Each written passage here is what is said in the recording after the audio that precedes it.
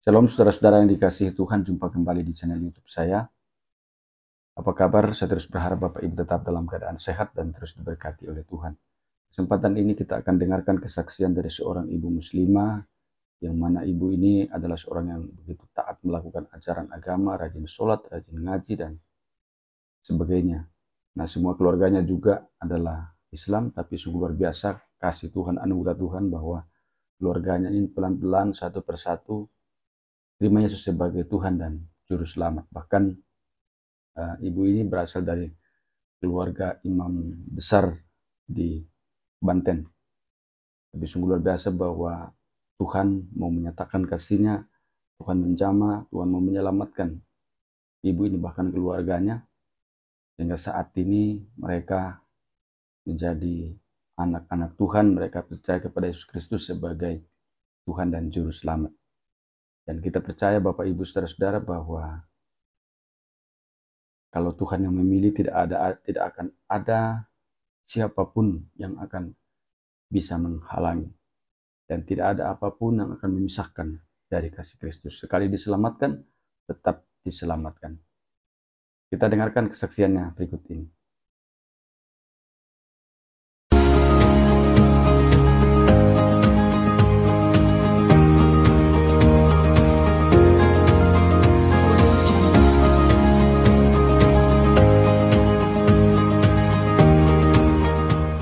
Puji nama Tuhan, ya saya diberi kesempatan untuk bersaksi, menyaksikan bagaimana Tuhan itu luar biasa dahsyat ya.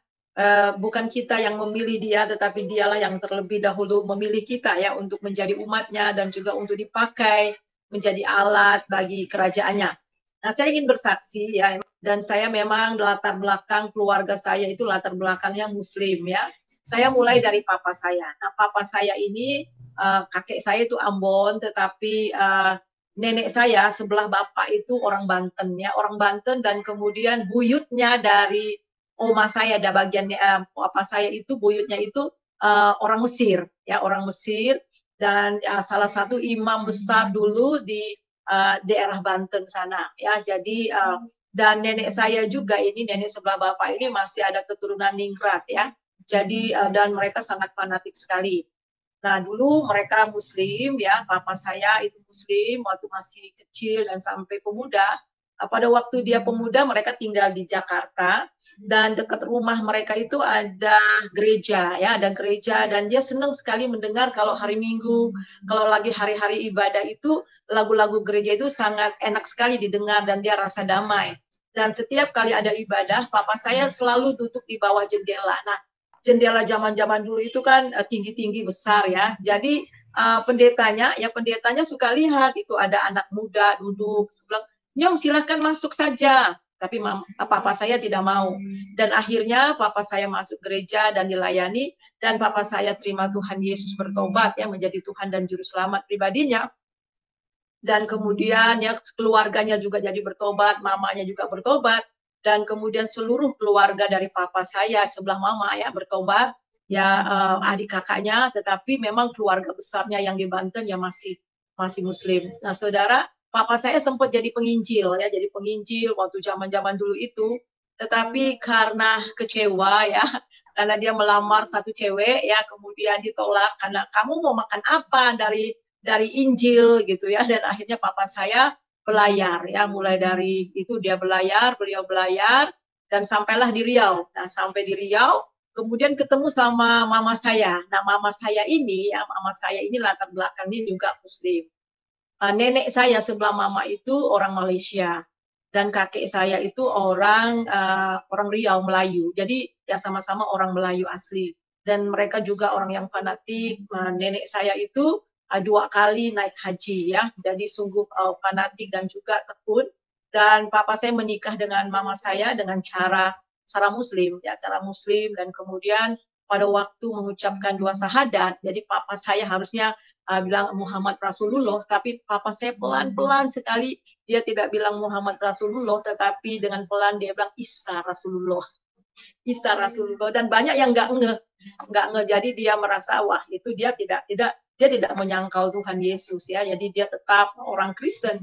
tetapi kemudian memang perjalanan rumah tangga sungguh bagus, tadi ekonominya bagus, tetapi kemudian ada satu masalah yang terjadi, mungkin Tuhan izinkan, dan kemudian masalah rumah tangga, ekonominya begitu, kami boleh dikatakan jatuh miskin ya, jatuh miskin dari Riau, kemudian saya masih ingat itu masih kecil ya, kemudian kami pindah ke Jakarta, di Jakarta pun kami pernah tinggal di Romangun ya, kemudian di satu ruang sekolah ya, sekolah yang atau satu ruangan sekolah yang tidak dipakai ya, dan kemudian mama saya, papa saya jualan, dan kemudian balik lagi ke Riau. Kami balik ke Riau ke kepulauan karena papa saya sakit-sakitan dan kehidupan memang susah sekali. Nah di Riau itu ya daerah yang dimana fanatik sekali ya, fanatik Muslim itu sangat fanatik sekali karena papa saya memang Kristen ya, tapi kemudian Kristen tetapi nenek saya tinggal sama kami, mama saya Muslim. Nah, karena di arah sana yang begitu keras, saya sering dibully sama teman-teman ya. Memang setiap malam, setiap sore, nenek saya ajak saya ngaji ya, sama adik-adik saya ajak ngaji. Tetapi kalau papa saya pulang belayar, saya pergi ke gereja sekolah minggu. Jadi itu saya bingung ya, ngaji juga, ke sekolah minggu juga ya. Saya ingat saya cuma berpikir begini waktu dulu ya, waktu masih SD itu berpikir ya kalau Idul Fitri itu ya kembali kepada fitrahnya, nanti bikin dosa lagi, Idul Fitri lagi kembali lagi kudus seperti itu. Dan di sekolah minggu pun saya berpikir seperti itu ya.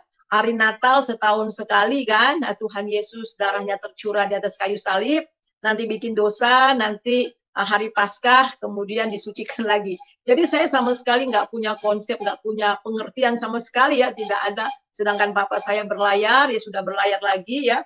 Jadi sama sekali tidak mengerti. Nah, keadaan di sana teman-teman, ya memang ada teman-teman yang Muslim yang baik juga, tetapi banyak yang membuli saya. Jadi mereka tuh seenaknya aja ya, karena saya dibilang orang kafir ya, orang Kristen. Jadi kadang-kadang saya dijambak begitu aja, diludah. Nah saya tipe orang yang nggak mau ngalah. Kalau mereka jambak saya jambak lagi ya.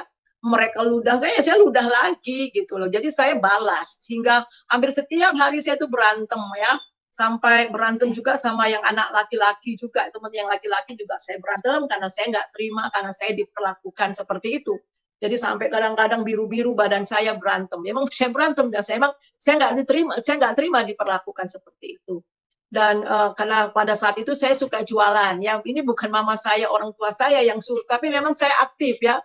Anak yang aktif pada saat itu saya jualan, saya ambil kue dari orang lain, saya ambil kue, ambil es lilin yang gitu ya, kemudian saya jual, saya bawa ke sekolah, kemudian saya bikin meja di depan rumah ya. Nah kadang-kadang kalau saya lagi nggak ngeh atau nggak lihat, teman-teman saya tumpahin itu dagangan saya, kue-kue saya ditumpahin, dagangan saya sakit hati banget ya. Mereka bilang ya nggak apa-apa kita perlakukan mereka dia seperti itu, mati pun nggak apa-apa ya. Jadi saudara itu pengalaman saya, itu sekian banyak ya dari pengalaman-pengalaman. Nah tapi bukan berarti semua teman-teman saya yang Muslim yang seperti itu, ada juga yang baik, teman akrab saya juga. Nah satu ketika saya main, waktu zaman dulu tuh kan main yeye ya, zaman dulu tuh yeye, itu yang dari karet, kemudian putar kita lompat begitu ya. Nah, saya menang. Nah, kebetulan saya memang waktu masih kecil itu apa yang saya buat itu saya menang ya.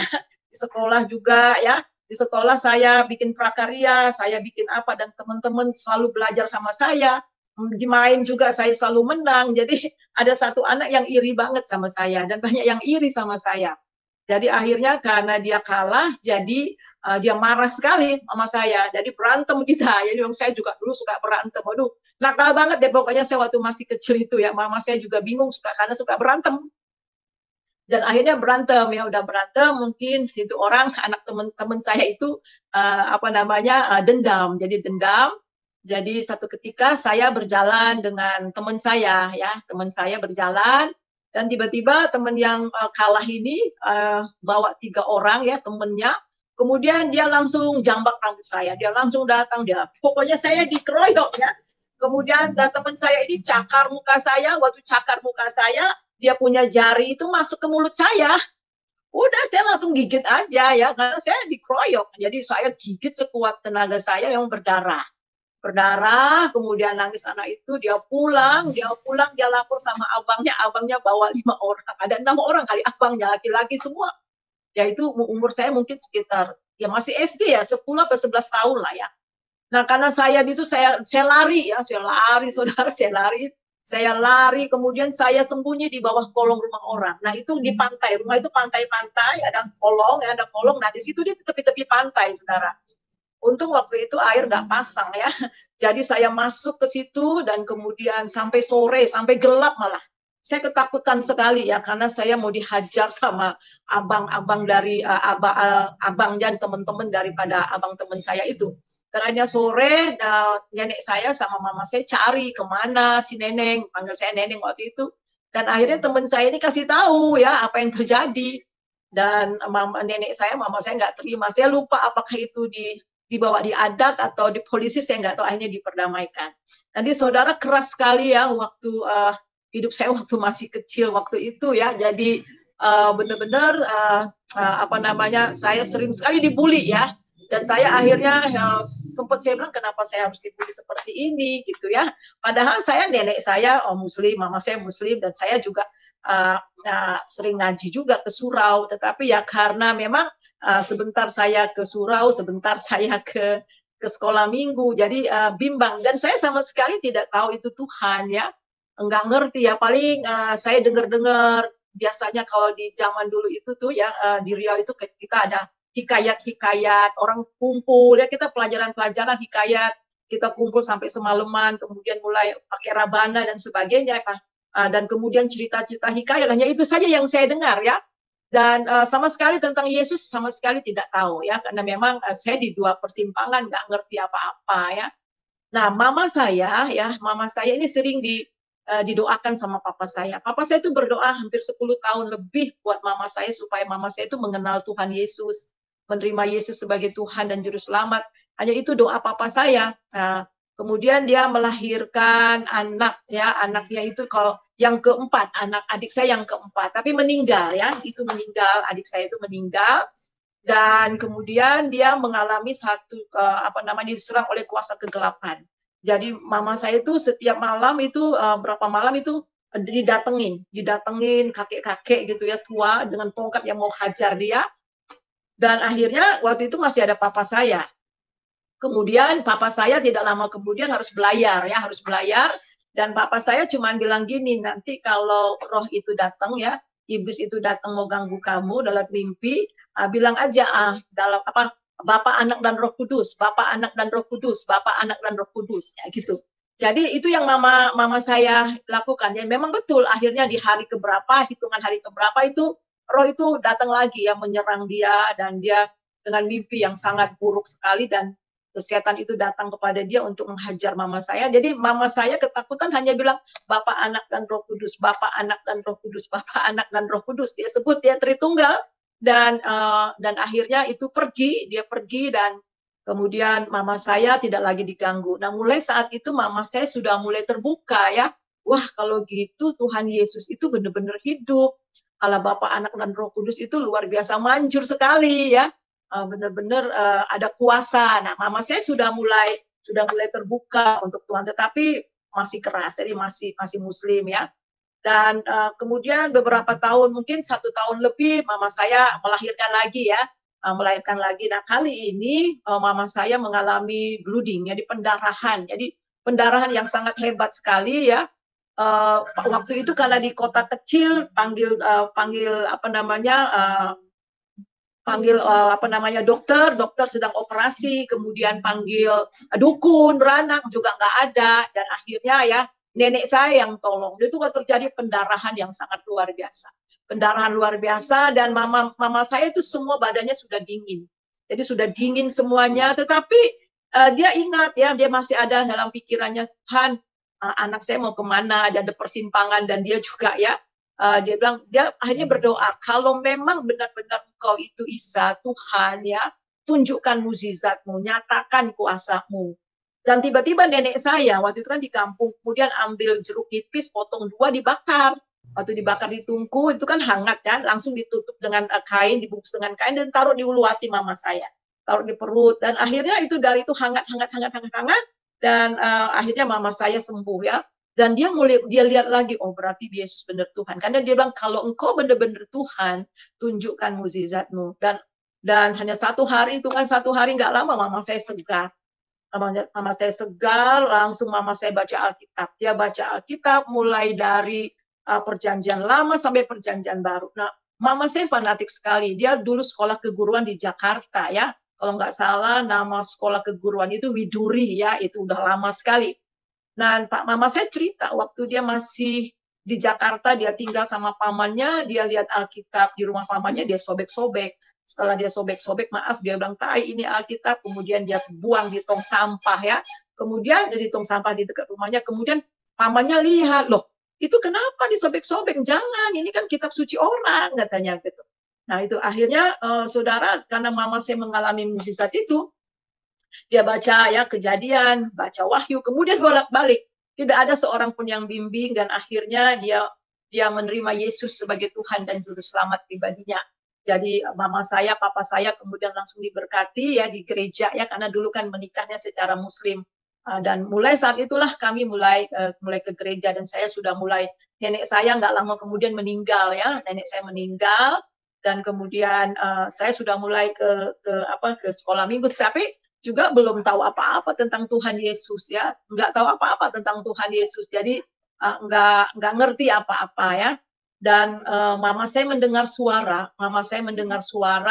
pergi ke Jakarta sekolah Alkitab. Dan akhirnya kami pindah tahun 74, dan saya sudah tamat SD ya. Saya tamat SD tahun 74 ya. Jadi kami pindah ke Jakarta, dan mama saya langsung sekolah Alkitab, cari-cari, dan itu dengan ajaib. Dan bilang, Tuhan, saya mau sekolah Alkitab di mana? Tolong pertemukan saya dengan siapa? Dan akhirnya dengan cara Tuhan yang ajaib dipertemukan dengan satu sekolah Alkitab. Dan mama saya sekolah Alkitab di sana dulu Inalta ya. Dari tahun 74 itu sudah ada, yaitu waktu itu masih seperti sekolah singkat gitu. Dan saya masih Muslim, saya belum tahu apa-apa juga ya, hanya bingung gitu ya. Mama saya juga nggak terlalu cerita-cerita tentang itu ya. Papa saya juga belayar, jadi memang tidak ada binaan sama sekali. Tapi untung mama saya suka bawa saya ke persekutuan-persekutuan doa ya. Waktu itu ada persekutuan doa yang namanya Pamukri ya.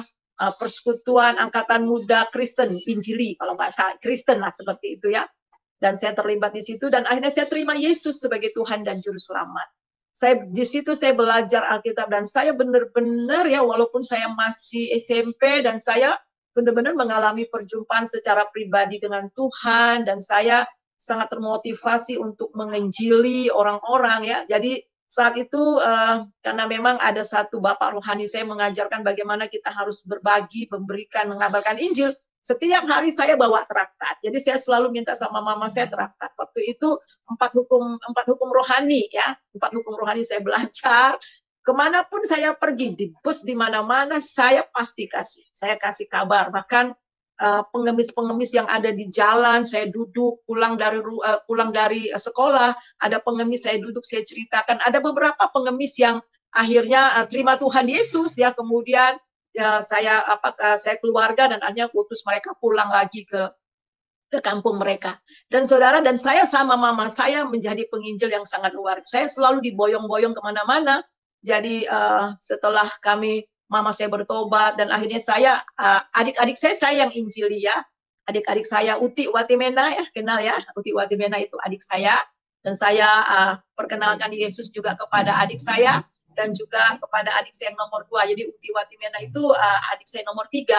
Saya nomor pertama, kemudian adik saya yang nomor 2 juga saya yang bina mereka, dan akhirnya mereka mengenal Yesus sebagai Tuhan dan Juru Selamat. Dan terakhir, adik saya ya, dia bertobat waktu ada KKR Stephen Tong ya, dia bertobat. Jadi kami seluruh keluarga sudah menerima Tuhan Yesus, dan saya tamat SMA. Jadi tamat SMA saya langsung sekolah Alkitab. Nah, saudara, mulai dari SMP situ ya, saudara, saya mulai mengajar sekolah minggu, mulai diajak sekolah minggu, dan akhirnya saya mengajar sekolah minggu.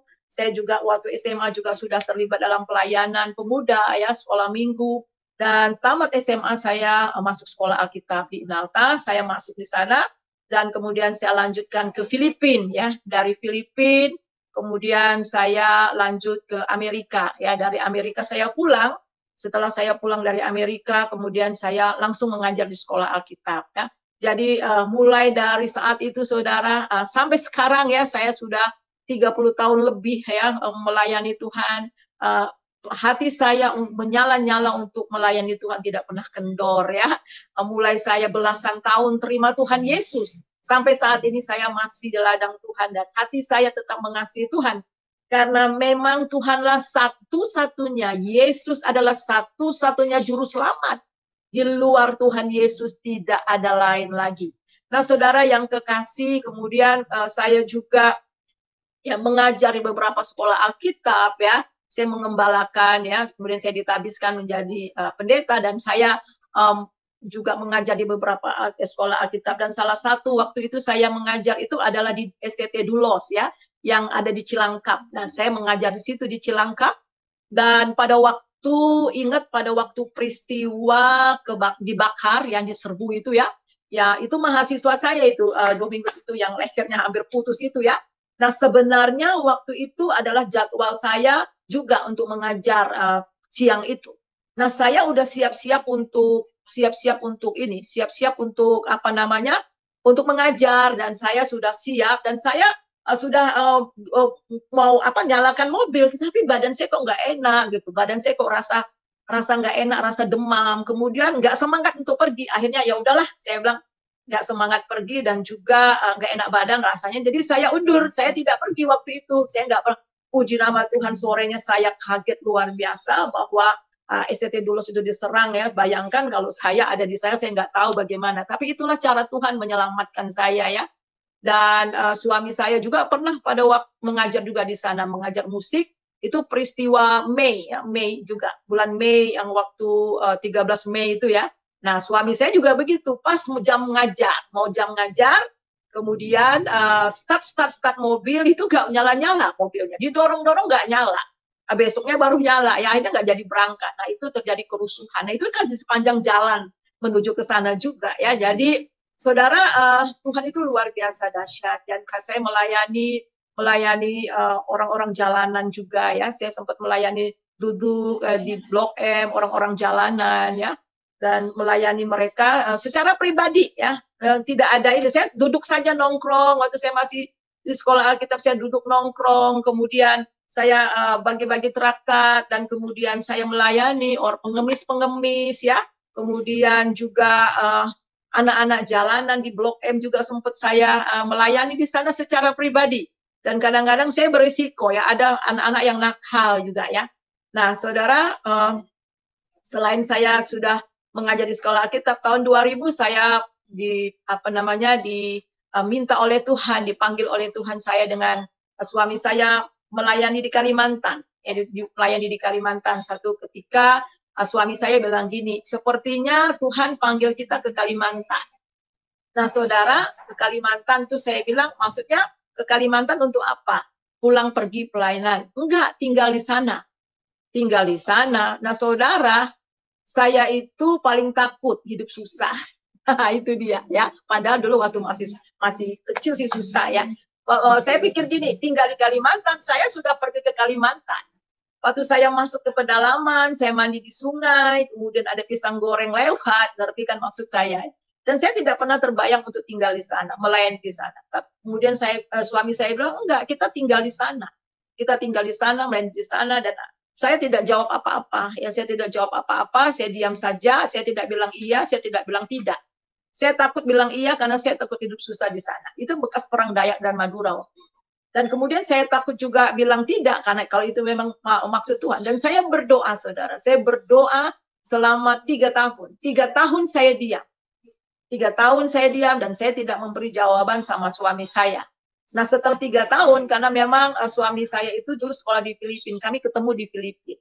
Jadi suami saya itu sekolah musik di Filipina dan saya sekolah teologi ya. Saya sekolah sekolah Alkitab. Dan rupanya sekolah mereka itu mau mendirikan satu sekolah bertaraf internasional di Taiwan dan menawarkan 7 beasiswa se-Asia ya, teman-teman yang dulu se-Asia ya, se-Asia dengan beasiswa yang sangat lumayan pada waktu itu, 16 US dollar itu waktu itu ya. Dan itu hanya satu kali saja tawaran. Dan kemudian dia udah 3 tahun suami saya tunjukkan itu, ya tunjukkan ini ada tawaran. Ini 7 orang se-Asia dan ini memang menjanjikan, ya kelas dunia istilahnya ya. Jadi saya diam, saya bilang kita kan sudah berdoa untuk Kalimantan, untuk Ngabang, ya Ngabang. Kita sudah berdoa untuk Ngabang. Suami saya kaget loh, karena selama 3 tahun saya diam aja, ya ngomong-ngomong begitu, tapi saya nggak ada respon untuk pergi ya. Dan saudara akhirnya benar ini katanya, benar serius mau ke sana. Iya lah, memangnya lu pikir gue diam-diam nggak doa? Saya bilang gitu, gue doa tahu, saya bilang gitu. 3 tahun saya berdoa ya. Dan akhirnya memang Tuhan tunjukkan. Waktu saya di Filipina, saya pernah bilang sama Tuhan, Tuhan saya ingin ke pedalaman. Saya ingin melayani orang-orang di pedalaman. Karena saya dapat saat teduh, bagaimana orang di Garasa itu dan orang gila itu, dan kemudian setelah dia sudah sembuh, dia bilang, dia ingin ikut Tuhan Yesus. Tuhan Yesus bilang, pulang ke kampungmu. Nah dulu memang saya rencana mau ke Afrika. Saya mau ke Afrika, ke Cina untuk jadi missionary. Tapi karena saya dapat itu, ya saya pulang ke Indonesia. Ya, dan kemudian saya pernah bilang bahwa saya ingin sekali ke Kalimantan. Itu dulu ya, karena saya sangat senang sama orang Kalimantan. Dari SMP, SMA ya, saya pengen sekali ketemu sama orang Kalimantan, tetapi nggak pernah ketemu. Satu-satunya saya ketemu 1 orang dari Samarinda. Jadi Tuhan itu sudah mempersiapkan hati saya. Dan akhirnya Tuhan ingatkan itu semuanya. Akhirnya kami tinggalkan semua dan kami berangkat ke Kalimantan. Kami berangkat ke Kalimantan dan saya dengan anak saya ya, masih kecil-kecil. Yang besar itu 2,5 tahun, yang kecil itu masih 9 bulan ya. Orang-orang bilang, Bu, mikir-mikir Bu. Orang biasanya dari kampung ke kota, ke luar negeri. Ibu dari luar negeri kok ke pedalaman katanya. Kebalik. Tapi bagi saya memang ini Tuhan mau saya ke sana. Ya sudah mantep karena 3 tahun saya berdoa untuk itu. Dan di sana memang memulai, dan Tuhan selalu I will do a new thing. I will do a new thing. Saya ingin melakukan sesuatu yang baru. Dan saya tidak tahu apa yang baru itu yang Tuhan maksudkan. Nah, saudara, 1 tahun saya di sana, ya sebelum 1 tahun di sana, saya saat teduh ya, kemudian saya baca 1 ayat itu bagaimana Tuhan janji bahwa tanda-tanda ajaib akan menyertai kamu akan digigit ular, minum racun dan sebagainya, tapi tidak apa-apa gitu ya. Nah, itu ayat selalu ngomong di pikiran saya.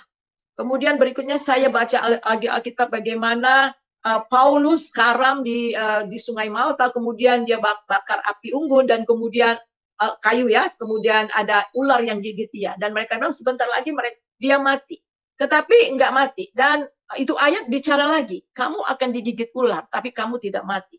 Kamu akan digigit ular, kamu tidak mati. Saya bingung kenapa kok kamu akan digigit ular, kamu tidak mati. Akhirnya waktu itu saya ingat, karena memang waktu kami diutus ke Kalimantan, ya karena memang itu berdasarkan kemauan kami tidak ada support. Jadi betul-betul self-supporting. Jadi saya buat rempeyek. Rempeyek saya taruh dari 1 toko, 7 toko, sampai 40 toko. Jadi saya bikin rempeyek, saudara, ya untuk self-supporting, untuk hidup kami. Ya, dan kemudian karena 1 kali itu saya ingat tanggal 17 Februari ya tahun 2001, saya pulang dari pasar, saya nyetir, saya bawa mobil, itu suara, kamu akan digigit ular, tapi kamu tidak mati. Kamu akan digigit ular, tapi kamu tidak mati. Akhirnya saya bilang gini, oke Tuhan, saya tidak mengerti ini apa maksudnya. Kalau memang saya akan digigit ular, saya tidak mati. Terima kasih Tuhan, Tuhan menyertai saya, sehingga saya selamat tidak mati. Nah saudara, ular itu paling menjijikan dan saya paling takut dengan ular. Dan benar saudara, apa yang jadi? Waktu itu saya pulang ke rumah siang ya, sekitar jam 11, jam 12, ada tamu, jadi suami saya nemenin tamu di ruang tamu. Saya ke belakang, saya ngelem itu rempeyek itu. Saya ngelem rempeyek itu ya, saya lem gitu ya. Sambil duduk, itu rumah panggung. Saya pakai pakai celana pendek, saya duduk sambil nyalakan pelita, kemudian saya lem. Tapi kemudian saya lihat di kaki saya kok ada butiran darah ya. Saya bingung. Ini butiran darah dari mana ya? Saya ambil kayu ya untuk itu kompor, saya buang itu darah. Kemudian keluar lagi ada butiran darah. Saya bingung. ini dari mana darah ini? Kenapa saya kok ada keluar darah? Sampai 3-4 kali. Jadi saya masih bingung-bingung. Nah, kemudian yang kaki sebelah kiri saya ini kok dingin. Saya pikir angin dari bawah. Kok dingin, tapi kok menjalar ya. Sekali saya lihat, saudara, itu ular sudah melingkar-lingkar di kaki saya sebelah kiri. Saudara bisa bayangkan kaki saya sebelah kiri, saya langsung berdiri, kemudian saya tendang itu, saya teriak, Yesus, sekuat tenaga saya, betul-betul sekuat tenaga saya. Saya teriak Yesus sampai tetangga saya, suami saya, teman saya keluar, itu saudara ular tedung, saudara, bayangkan. Ular tedung itu, terus orang tetangga yang datang bisik-bisik. Tetangga saya 10 menit itu mati digigit ular itu. Terus yang satu lagi bilang gini, paling lama 30 menit mati. Begitu, saudara. Jadi, tapi saya tenang saja. Tetangga saya sudah sibuk sekali, mereka ambil anak kedebong, taruh di sini ya. Dan ayo ke rumah sakit, Mami. Mereka panggil, enggak. Ya, suami saya langsung ambil kaki saya, isap maksudnya mau isap racun itu ya. Waduh. Jadi semuanya pada panik karena memang ular itu sudah dibunuh ya, hanya dibunuh ular itu dan mereka tahu itu ular berbisa. Pokoknya kalau ular itu ya pasti mati, orang digigit ular itu pasti mati. Nah, saudara, puji nama Tuhan, saya sampai sekarang ini sehat ya. Dan apa kata orang-orang di sana? Itu diuji tuh, Mami. Biasalah orang kalau dari Jakarta, dari mana-mana, diuji imannya, apakah kuat apa enggak. Nah, saya bilang, iya masa sih? Saya bilang gitu. Terus saya tanya sama Tuhan, apa benar ini diutus orang atau di mana, atau guna-guna atau gimana. Dan saya lihat satu wajah loh, saudara. Saya lihat satu wajah, dan wajah itu, saudara, memang bukan orang Kristen ya. Satu wajah itu jelas sekali karena hampir setiap kali kalau saya belanja bahan-bahan rempeyek itu ya, emang ada beberapa toko. Tadi salah satu toko yang saya sering belanja itu di tempat dia. Saya nggak tunggu-tunggu, besoknya saya langsung datang ya. Saya langsung datang dan kemudian saya langsung tunjukkan muka saya ya. Dia nggak berani lihat saya, dia begini. Jadi dia nggak berani dia buang muka begini dan nggak berani sekali natap saya ya. Jadi saudara, tetapi puji Tuhan, beberapa tahun kemudian dia bertobat. Jadi perjalanan hidup saya sungguh luar biasa dipimpin oleh Tuhan dan kami melayani di sana selama 12 tahun ya. Kami 12 tahun dan banyak sekali terjadi. Saya terlibat di dalam jaringan doa wanita ya, dalam wanita dan berdoa tempat yang benar-benar yang tadinya bekas perang, yang tempat itu suram sekali, puji nama Tuhan ya, luar biasa. Dan Tuhan mengalami perubahan yang sangat luar biasa. Dan satu hal yang sangat luar biasa juga ya, karena saya masih orang Melayu dan saya di sana juga banyak orang-orang Melayu yang ada di sana ya, saudara, banyak orang-orang Melayu yang ada di Ngabang sana ya. Dan saya bergaul akrab dengan mereka. Satu ketika kami dapat satu buku untuk mendoakan mereka selama 40 hari. Jadi itu panduan dari jaringan doa nasional ya, saya dapat buku itu. Jadi mereka 5 waktu berdoa, saya juga 5 waktu. Sampai 1 jam sebelum mereka berdoa, saya berdoa. Kan ini pandu ya. Itu yang saya lakukan. Saya puasa juga dan saya berdoa. Dan pas Idul Fitri saya datang 16 rumah dari pagi saya datang, puji nama Tuhan. Yang luar biasa, mereka bilang gini sama saya, Ibu pendeta ini kan orang kita dulunya katanya, terus memang suku Melayu lagi, kok bisa jadi Kristen ya katanya. Terus mereka bilang nggak alang-alang katanya, nggak alang-alang jadi pendeta. Coba Ibu pendeta cerita dulu, kok bisa jadi begitu ya? Saya cerita. Dan saudara mau tahu nggak? Herannya waktu itu 16 rumah saya datang, semuanya mereka tanya sama saya. Injil sudah diberitakan ya. Dan memang saya tidak tantang mereka karena itu kan pas Idul Fitri, tapi mereka tanya seperti keluarga gitu. Dan ada satu keluarga mereka dia sedih sekali. Saya bilang kenapa sedih? Ibu pendeta katanya suami saya sudah 4 bulan tidak tahu kemana katanya. Oh, boleh nggak saya berdoa? Tapi kepada Isa Al-Masih. Ya, kalau di kita Tuhan Yesus, kalau di situ tuh Isa Al-Masih. Supaya suami ibu pulang. Nggak ada yang mustahil loh, saya bilang gitu. Oh, iyalah katanya, kayaknya nggak mungkin lah pulang. Mungkin aja, saya bilang gitu kan. Tahu Isa Al-Masih melakukan banyak mukjizat. Iya sih katanya. Terus saya berdoa. Saudara mau tahu nggak? Malamnya suaminya pulang. Ya terus saya nggak pernah ketemu dan akhirnya saya dengar dari orang lain. Jadi banyak sekali perubahan-perubahan yang terjadi di di Ngabang ya, di Kalimantan ya. Nah, kemudian setelah 12 tahun kami melayani di sana, kami balik ya. Di sana juga saya mengajar. Saya mengajar di sekolah Alkitab di Aras Tamar, ya SDT Aras Tamar, dan beberapa sekolah teologi saya mengajar di sana. Jadi memang saya dosen dari beberapa sekolah ya. Dan saudara, satu hal yang sangat luar biasa ya. Mulai sejak saya masih muda sekali ya, dari belasan tahun saya sudah menerima Yesus, saya mendapatkan keselamatan yang luar biasa. Dalam perjalanan hidup saya banyak sekali hal-hal yang ajaib, yang luar biasa yang Tuhan berikan, ya susah senang. Dan sampai saat ini, ya api untuk melayani Tuhan, ya kasih saya kepada Tuhan Yesus tidak pernah pudar, ya tidak pernah pudar, dan saya tetap melayani Tuhan. Dan ada beberapa keajaiban-keajaiban yang Tuhan menyatakan dalam hidup saya, saudara. Ya, iblis sepertinya mau beberapa kali mau ambil nyawa saya, termasuk tadi dengan gigit ular. Nah, ini ada lagi satu peristiwa ya. Beberapa 3 tahun yang lalu saya sudah kembali ke Jakarta. Saya satu kali saya akan pergi pelayanan di Depok ya, di Depok. Jadi, tetapi anehnya 2 minggu sebelum pelayanan itu ya, saya itu roh saya menyanyi terus ya. Saya berbahasa roh dan saya menyanyi dan saya bingung. Nyanyi puji-pujian ya, terus keluar dari mulut saya bahasa roh, terus nyanyi pujian. Jadi saya ikutin saja. Nah, pas waktu siang itu jam 1 saya berangkat. Saya bawa mobil sendiri, jadi saya bayar tol, saya naik tol di Jor itu di belakang dekat rumah saya. Jadi saya naik itu dengan kecepatan 100 sebelah kanan.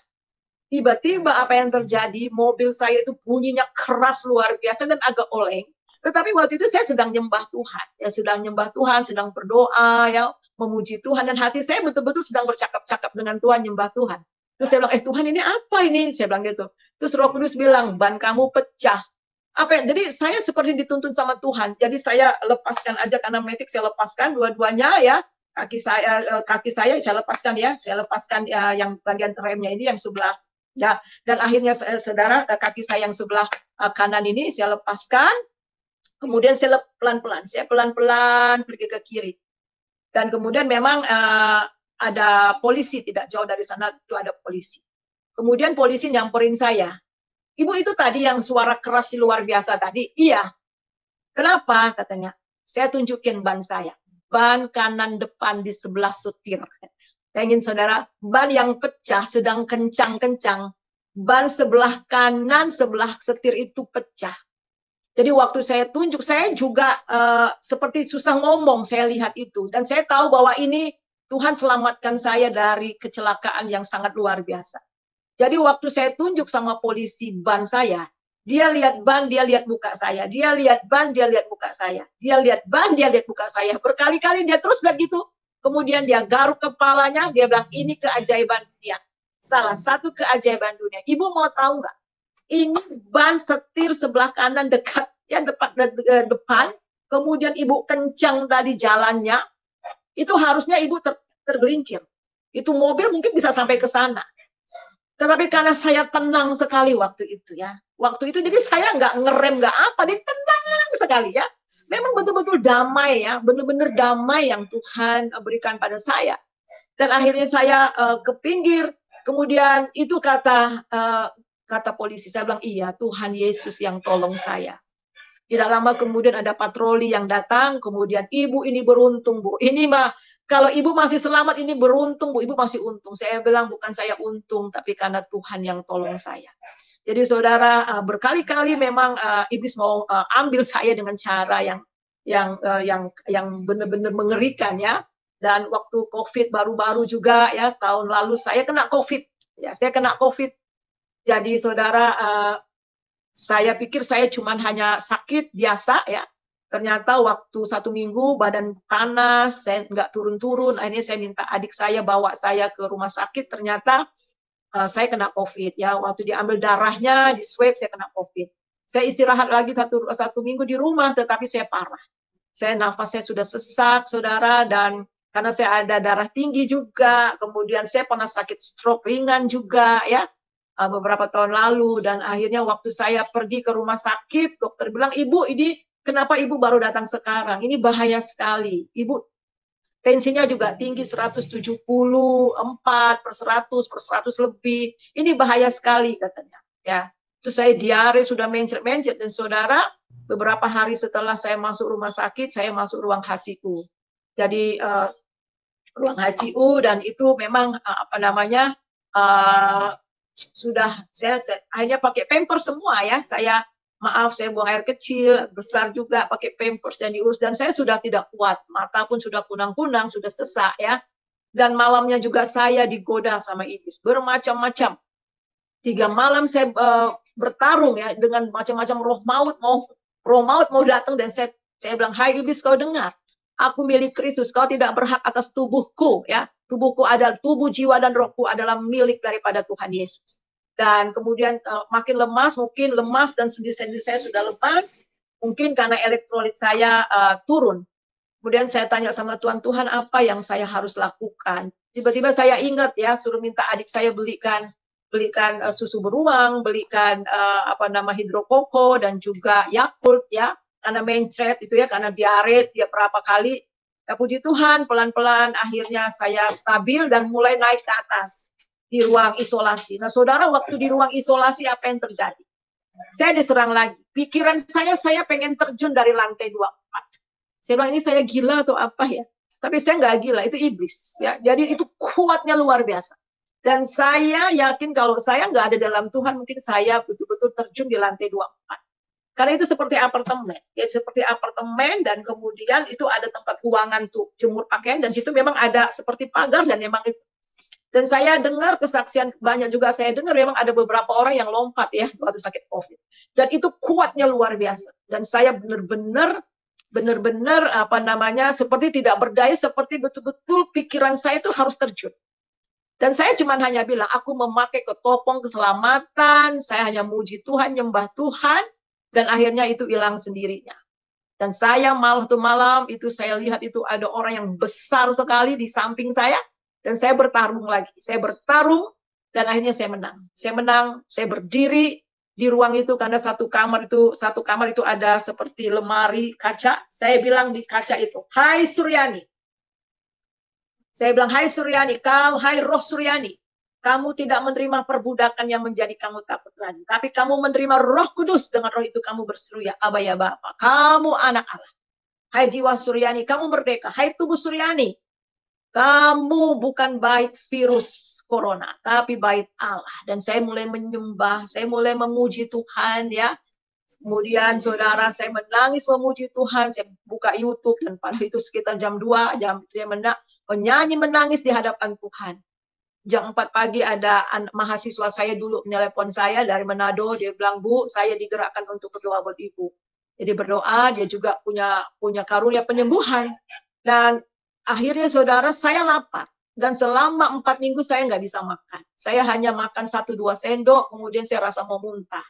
Saya hanya makan cemilan-cemilan saja, dan saya hantam susu dan sebagainya. Hanya itu, buah. Ya itu pun susah sekali. Saya harus kasih air supaya bisa masuk. Tapi kali itu saudara, setelah saya itu terjadi, saya makan itu baru pertama habis nasi saya. Siang habis, dan kemudian 4 hari kemudian saya boleh pulang. Jadi itu saudara kesaksian saya. Jadi berkali-kali iblis mau membinasakan saya. Tetapi Tuhan, karena kita milik Tuhan ya, kalau memang belum waktu Tuhan, itu tidak akan pernah terjadi. Dan saya ingat sebelum saya bertobat, waktu saya masih kecil, masih di kampung saya, di Riau sana. Ya, saya ini suka pergi ke gunung-gunung, pergi ke sungai-sungai, ya, namanya di kampung. Dan saya bawa teman-teman. Satu ketika kami cari udang di goa-goa gitu ya, di goa-goa. Dan tiba-tiba ada batu besar jatuh, hampir nimpa saya. Dan itu akhirnya saya selamat, saudara. Nggak tahu itu batu nimpa, jatuh dari atas, itu besar sekali, hampir timpa kepala saya, tapi kemudian saya bisa ngelak dan bisa selamat. Nah itu. Jadi banyak sekali ya, yang berkali-kali saya itu hampir mau pergi yang diambil ya, tapi tidak, karena saya milik Tuhan. Dan saya ingat juga waktu di Riau itu kami suka main di, biasanya itu kan laut itu kering sampai jauh sekali. Jadi saya bawa adik saya, bawa teman-teman saya itu main di pinggir laut. Kami saking asiknya, waktu itu adik saya yang nomor 2, dia cerita sama saya waktu beberapa waktu saya ingat nggak Usi, kita main ke pantai ya, kita main itu di batu-batu ya. Kami lupa bawa air pasang, udah sore air pasang, baru kami cepet-cepet ya, itu juga hampir juga. Jadi ya kalau Tuhan sudah memanggil kita ya saudara, kalau Tuhan sudah menetapkan kita untuk menjadi anaknya ya, apapun iblis mau rampas kita, kata firman Tuhan tidak ada satu pun yang dapat mengambil dia dari tangan kita. Nah kemudian apakah ada penderitaan yang dialami oleh papa saya dengan mama saya? Ya ada ya, karena mereka sudah jadi anak Tuhan. Papa saya ya memang nggak dapat warisan. Satu ketika papa saya pulang ke Banten sana, kemudian pamannya bilang, kamu sekarang anak kamu bagaimana? Dia cerita sudah jadi Kristen. Dia bilang kalau kamu mau kembali lagi, kamu dapat warisan. Ya ini ada rumah, ada apa, dapat warisan. Tapi kalau kamu tidak kembali, ya kamu ya nggak dapat ya. Nah begitu juga mama saya, walaupun ya sedikit saja ya, jadi sekedarnya saja. Jadi saudara, emang ada harga yang dibayar. Dan saya pernah bilang sama mama saya juga, ya nggak usah lama, itu kita sudah dapat kerajaan surga, rumah kita lebih mewah lagi ya di kerajaan surga yang Tuhan sudah sediakan bagi kita. Jadi itu saja dulu. Jadi kalau ada pertanyaan, ada lagi yang lain silakan ya. Jadi satu kali ikut Tuhan Yesus, seterusnya tetap Tuhan Yesus. Amin. Itulah kesaksian ibu ini, saudara-saudara. Semoga dapat bermanfaat, memberkati kita sekalian. Kita semakin semangat, semakin kuat dalam Tuhan. Karena kita adalah orang-orang yang sudah diselamatkan oleh Tuhan, sehingga tidak ada apapun yang akan memisahkan kita dari kasih Kristus. Jangan lupa terus dukung channel ini saudara-saudara dengan cara like, subscribe, dan share, supaya saudara terus mendapat notifikasi video-video terbaru dari saya, dan terlebih channel ini akan terus berkembang ke depan dan menjadi saluran berkat bagi banyak orang. Tuhan Yesus memberkati.